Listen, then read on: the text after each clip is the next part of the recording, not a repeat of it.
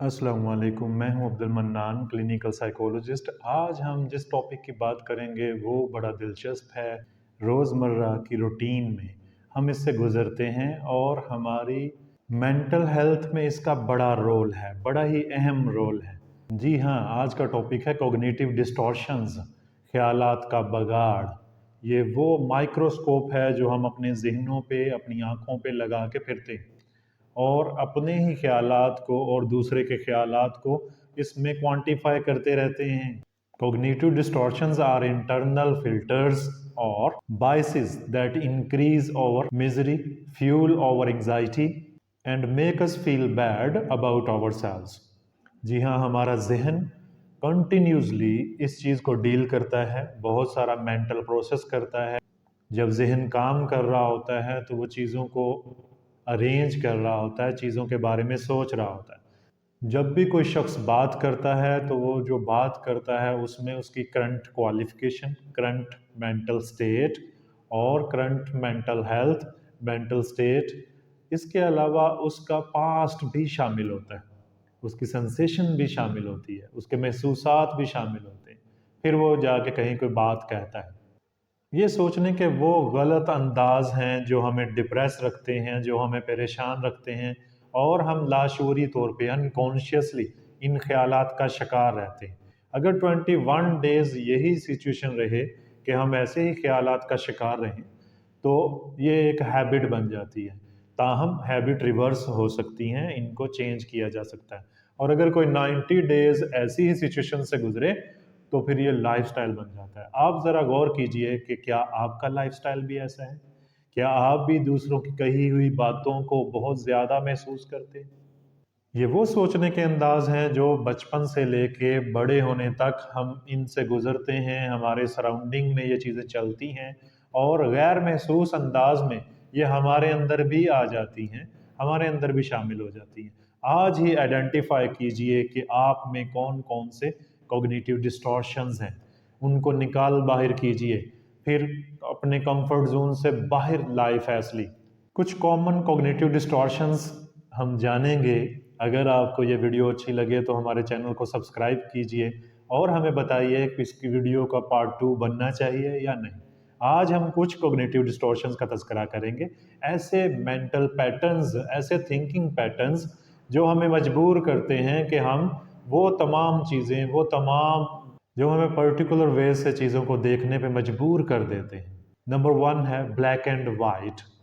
इसे हम कहेंगे ऑल और नथिंग। ये एक ऐसा कॉग्निटिव डिस्टॉर्शन है जो बच्चे से लेके बड़े में भी पाया जाता है। इसकी कुछ मिसालें लेते हैं। मसलन आप कोई चीज़ कर रहे हैं तो आप फिर ऐसा सोचें, आपकी सोच में ये बगाड़ हो कि आप या तो वो चीज़ सारी करना चाहें या बिल्कुल नहीं। मसलन अगर आपके मार्क्स आ गए हैं 60, आपने कोई पेपर दिया, कोई एग्ज़ाम दिया, उसमें आपके मार्क्स आए 60 और आपकी उम्मीदें थी कि मेरे 100 आने चाहिए, तो आप इसे ऑल और नथिंग समझेंगे। यानी आप इतने डिप्रेस हो जाएंगे, आप रोना शुरू कर देंगे जैसे आपके मार्क्स ज़ीरो आ गए। यानी सोच की गलती है कि आप या तो पूरा अचीव करना चाहते हैं या फिर करना ही नहीं चाहते। I never have anything interesting to say. इंसान सोचे कि मेरे पास कुछ भी दिलचस्प नहीं है जो मैं कह सकूं। यानी हमने अपने आप को एक बेड़ियां लगा दी हैं, अपने जहन को जकड़ लिया है कि मैं अगर कुछ करूंगा तो वो बिल्कुल परफेक्ट होना चाहिए, वरना मुझे करना ही नहीं चाहिए। नेक्स्ट है जंपिंग टू कंक्लूजन्स, नतीजों पे पहुंच जाना।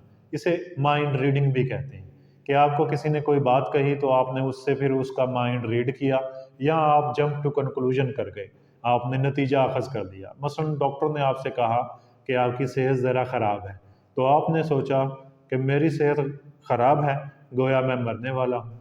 The doctor is going to tell me I have a cancer. आपको लगा कि अब डॉक्टर मुझे अभी न्यूज़ दे देगा कि मुझे कैंसर है, मैं बच नहीं सकूंगा। अभी तो डॉक्टर ने आपको सिर्फ चेक किया है, आपसे कहा है कि आपकी सेहत ठीक नहीं है। बाकी चीज़ें आपने खुद ही अज्यूम कर ली और आप जंप टू कंक्लूजन, आप फ़ौरन ही नतीजे पे पहुंच गए और आपने डॉक्टर का माइंड भी रीड कर लिया। और सितम ये कि आपको अंदाज़ा तक नहीं है कि ये छोटे छोटे जो पैटर्न्स हैं थिंकिंग के, ये आपको आने वाली लाइफ में बहुत बड़े किसी मेंटल डिसऑर्डर का शिकार कर सकते हैं। इसके बाद है पर्सनलाइजेशन, कि आप हर चीज़ को पर्सनलाइज करते हैं कि मेरी वजह से ऐसा हो रहा है। Our team lost because of me. आप किसी गाड़ी में सवार हुए हैं और गाड़ी का हादसाती तौर पे एक्सीडेंट हो गया, तो आप सोचना शुरू कर दें कि मेरी ही वजह से ऐसा हुआ, काश मैं सफ़र पे ना निकलता, मेरी वजह से लोग दिक्कत में। आप किसी के घर में गेस्ट गए हैं, वहाँ पे उनकी कोई नाचाकी होगी या कोई लड़ाई होगी है, आपने फ़ौरन ही कैमरों का रुख अपनी तरफ कर लिया कि हाँ हाँ, मेरी वजह से ये फाइट हो रही है, काश मैं इनके घर ही ना आता, मेरे आने के बायस, मेरे खाने पिलाने के बायस इनको तंगी हो रही है और ये आपस में लड़ाई कर रहे हैं। फ़ौरन ही अपनी तरफ मुख रुख मोड़ लेना चीज़ों का, इसे कहते हैं पर्सनलाइज करना। इसमें मदर्स आमतौर पे ऐसा करती हैं कि हाँ हाँ, मेरा ही कसूर है, मैंने ये चीज़ की है। तो ये पर्सनलाइजेशन भी एक ख्यालात का बगाड़ है, जो आपको डिप्रेस करता है, जो आपकी एंग्जाइटी को बढ़ा देता है, जो आपकी मिजरी को भी बढ़ा देता है। इसके अलावा है शुड और मस्ट, यानी आपका लैंग्वेज पैटर्न ऐसा हो जाए कि आप जो भी चीज़ करें, जो भी बात कहें, उसमें चाहिए का वर्ड यूज़ करें कि मुझे चाहिए मैं ऐसा कर लूँ, मुझे चाहिए मैं वैसा कर लूँ। ये चाहिए आपकी बीमारी है, ये आप पे वो बर्डन भी लाद रही है जो आपका नहीं है। इससे निकलें। मसलन आपने सोचा मुझे चाहिए था मैं उसे ये कह देता, मुझे चाहिए था मुझे वेट लूज़ करना था, मुझे चाहिए मैं वेट लूज़ कर लूँ अभी, मुझे चाहिए कि मैं अभी ऐसा कर लूँ। वो चीज़ आप एक्शनेबल सेंस में कर नहीं रहे, बल्कि आप कह रहे हैं कि मुझे चाहिए था। यानी आप अपने माज़ी के किसी वाक़यात को लेके, किसी हादसात को लेके अब अब करंट सिनेरियो में कह रहे हैं कि मुझे चाहिए था मैं तब ऐसा ना करता। तो ये जो चाहिए है, ये भी एक तरह का कॉग्निटिव डिस्टॉर्शन है, इससे भी आपको बचना होगा। I should be losing weight, ये एक मिसाल है कि आप हमेशा इस सेंस में बात करें, इस तरह बात करें, तो ये इसको आपको चाहिए कि इसे दूर करें, बर वक्त किसी मेंटल कंसल्टेंट से हेल्प लें। नेक्स्ट है mental filter, focusing on negative thinking, यानी आप एक फ़िल्टर लगा लेते हैं, जब भी कोई नेगेटिव इवेंट होता है, जब भी कोई नेगेटिव थॉट आता है, तो आप उसे मैग्नीफाई कर देते हैं लाशूरी तौर पे। मसलन आपको थोड़ा-सा हल्का-सा टेम्परेचर है और आपने उस टेम्परेचर के साथ मज़ीद कोई चीज़ें जोड़ लीं, यानी आपको टेम्परेचर है, आपने साथ में ये जोड़ लिया कि मुझे नींद नहीं ठीक आई, मैं सही से खा नहीं पा रहा, मैं सही से चल नहीं पा रहा।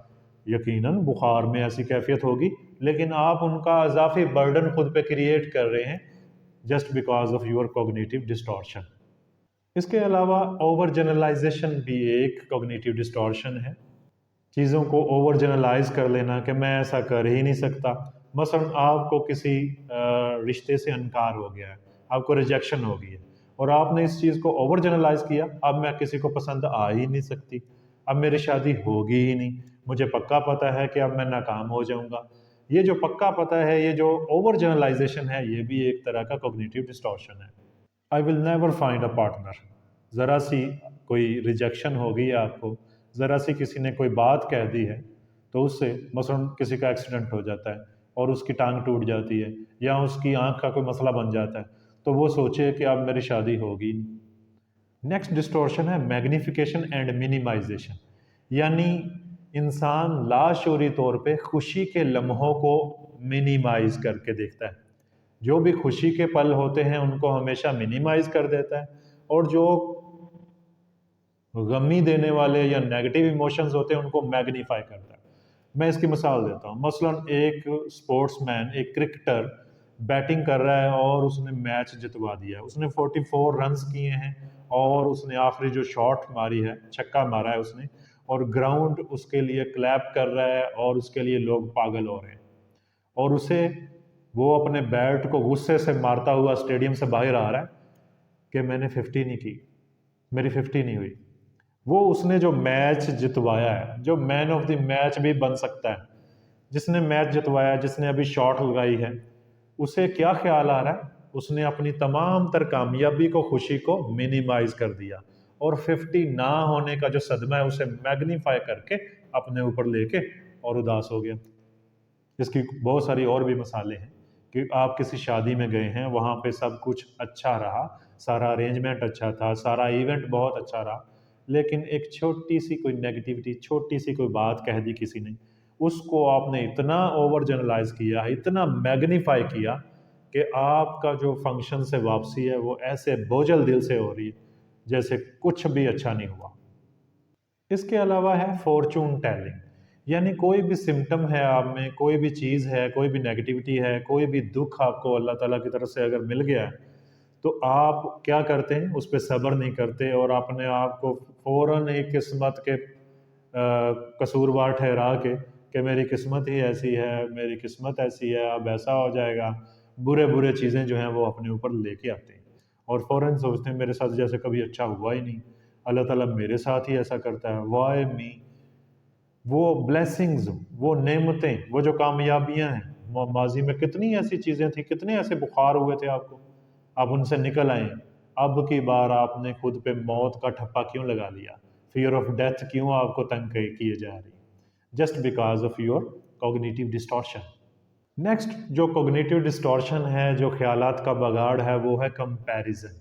अनकॉन्शियसली आप कंपैरिजन करते हैं अपने कोवर्कर्स के साथ, अपने इर्द गिर्द के लोगों के साथ, खासकर ख़वातीन बहुत ज़्यादा कंपैरिजन करती हैं हर चीज़ में। इवन दैट किस्मत, उसकी किस्मत अच्छी है, उसके हस्बैंड अच्छे हैं, उसके बच्चे तो बहुत अच्छे हैं, मेरी बेटियों ने नाक में दम किया हुआ। तो इस तरह की जो चीज़ें हैं ये कॉग्निटिव डिस्टॉर्शंस कहलाती हैं, ये ख्यालात का बगाड़ कहलाती हैं कि आप फौरी तौर पे कंपेयर करें अपनी परफॉर्मेंस का इतना सा हिस्सा किसी की इतनी ज़्यादा परफॉर्मेंस के साथ कंपेयर करके अपसेट फील करें और लो मूड कर लें। ये ठीक नहीं है, इससे आपको बचना चाहिए। सबसे पहले आपको अपने कॉग्निटिव डिस्टॉर्शंस को आइडेंटिफाई करना आना चाहिए, उसके बाद आपको सीखना होगा कि इन डिस्टॉर्शन से कैसे बचा जा सकता है। इंशाल्लाह हम इस पे मज़ीद वीडियोस बनाएंगे और लोगों को आगाह करेंगे कि डिस्टॉर्शंस कैसे अटैक करते हैं और इन डिस्टॉर्शन से बचा कैसे जा सकता है। इसके अलावा एक डिस्टॉर्शन लेबलिंग भी है कि आप हमेशा खुद को नेगेटिव लेबल लगा लेते हैं, हर चीज़ में खुद को डाउन कर देते हैं। I am just not a healthy person, मेरी सेहत नहीं ठीक, मेरा ये गलत है, मेरी जॉब नहीं अच्छी। आप बेचारापन खुद पे सेल्फ पिटी का शिकार हो जाते हैं, आप बेचारापन तारी करते रहते हैं हमेशा। ये भी एक कॉग्निटिव डिस्टॉर्शन है। इसके अलावा एक कॉग्निटिव डिस्टॉर्शन होता है डिसक्वालीफाइंग, कि आप अपने आप को हमेशा पॉजिटिव चीज़ में भी डिसक्वालीफाई कर लेते हैं। मसलन आप कोई काम कर रहे थे और इंतहाई अच्छा हो गया, आप कुकिंग कर रहे थे, आप बिरयानी बना रहे थे और बिरयानी इंतहाई लजीज बन गई, आप उस पर भी खुश नहीं हैं, आप कह रहे हैं कि ये तो हादसाती तौर पे अच्छी बन गई है, वरना मेरे से तो अच्छा हो ही नहीं सकता। या कोई भी और चीज़ कि आप फौरी तौर पे उसे किस्मत का नाम लगा देते हैं कि बस आज ही ऐसा हुआ है, वरना मुझे तो कभी अच्छा नहीं हुआ मेरे साथ।